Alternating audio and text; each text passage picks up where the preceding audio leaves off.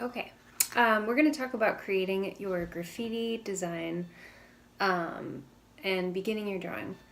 So by this point you should have a concept or idea that you've come up with on graffiticreator.net. This is not a very good example of what I would like you to do. First of all, the spacing is not great on these letters.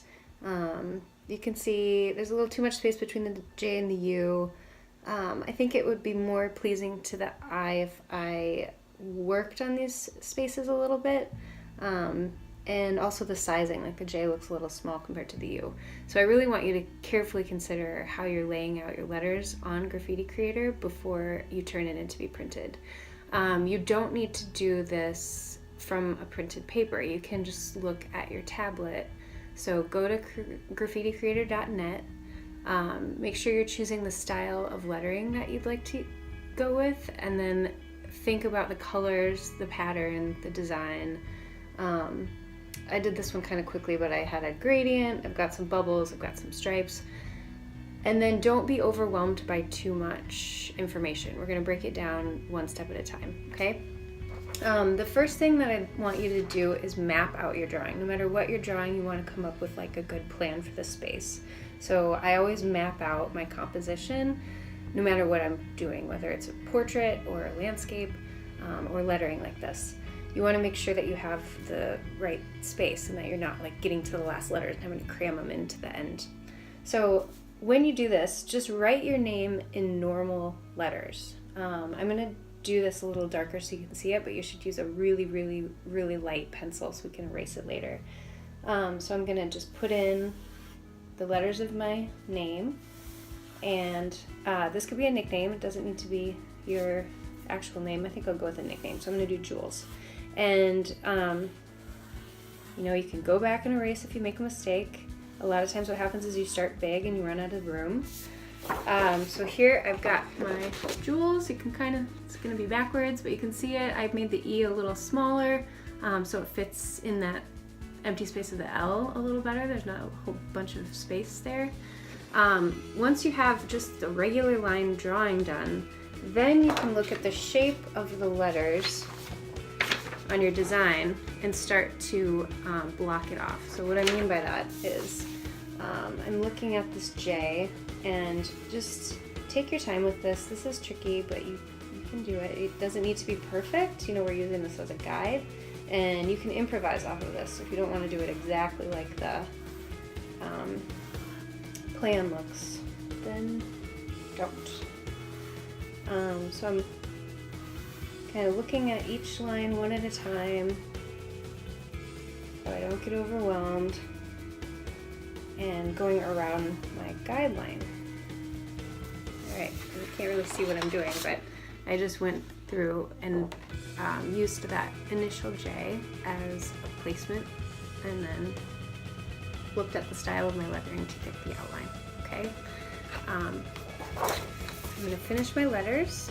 I'm going to go back and erase the guidelines, and then I'll start to add the design. Okay, once the design is added, then you'll do color and marker. So let me just pause it and fast forward to finishing my design. The magic of video. Okay, now I've got my design finished, or my outline finished, and I went through and erased all of the inside lines. The next thing I'd like you to do is do an outline around all of your lettering.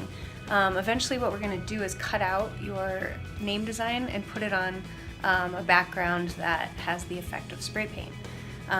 So I'm going to do a line just outlining everything so that it's one piece. So you're not dividing the letters, but going around everything. And then I'm going to go over my outlines in Sharpie and add colored pencil. I initially thought that we would do these in marker, but I want you to be able to blend colors, so we're going to work with colored pencil instead. So let me pause this, I'll do that, and I'll come back. Okay, so there we go, it's all outlined in Sharpie, and I've got my double outline on there that I can cut. Now I'm going to start with my designs and color. Okay, so I want to talk to you a little bit about when you're using your colored pencils.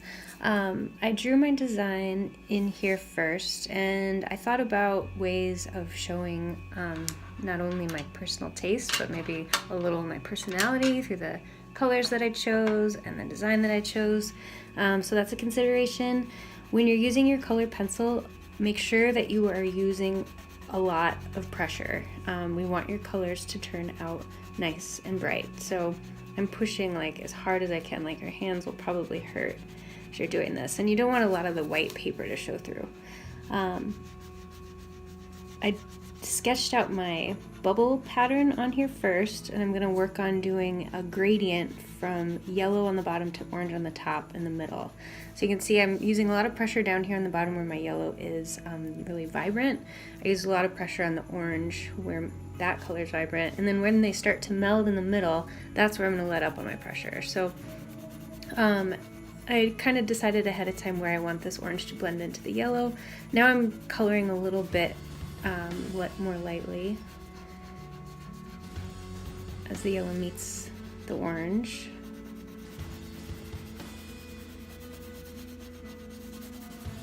Okay, same for the orange in this middle area.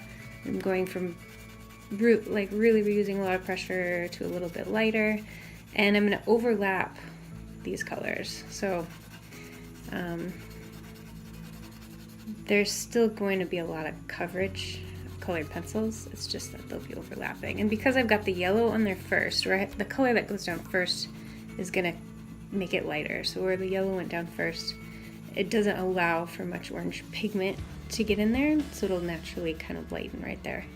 Okay, so I'm going to fill up this with orange, and then I'll start to go over with my yellow. And you'll see how these colors are going to start to blend in the middle. So just one right on top of the other. It also helps if you're, instead of scribbling in every different direction, using the same motion so it looks a little more even. So always going back and forth horizontally or vertically.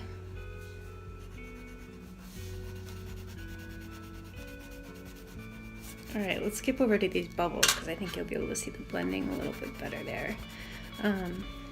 So I can still see like kind of a line right here. That's where I'm going to just very, very lightly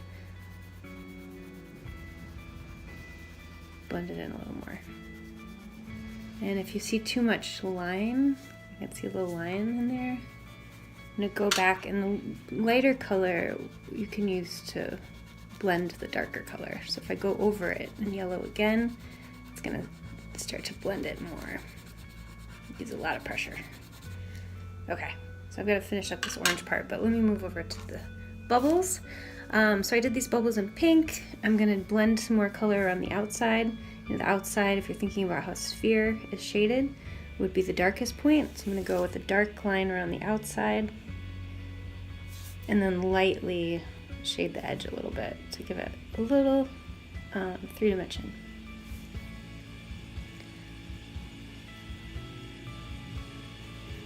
So techniques I want you to think about when you're using your colored pencils: how can you layer them, how can you blend them. Don't use too many colors. Think about your color scheme. I used some analogous colors that would be next to each other in the color wheel, like yellow and orange. I'm also using some complementary colors that would be opposite the color wheel, like orange and blue. Alright, so it kind of gives it a little bit of 3-dimension with the shading. Lastly, you'll see that I've got that double line around the outside as my name, so you want that all to get colored in as well. Don't forget that part. Okay, after I'm done with this, I'm going to cut out my name design, and we're going to do a spray painted background to glue them onto. Alright, I got one letter done.